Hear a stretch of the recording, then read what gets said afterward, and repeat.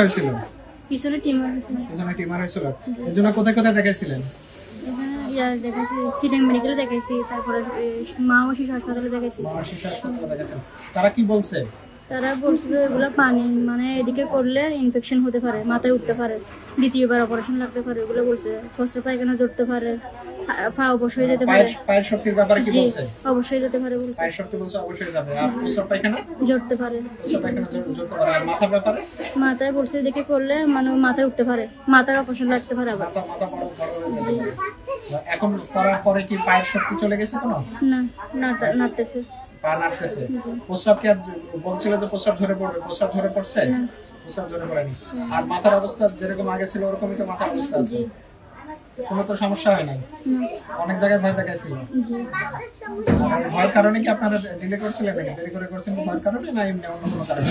না, অন্য কোনো কারণে না। মানে এখানে একবার একটা বলে করতে ফেলছে।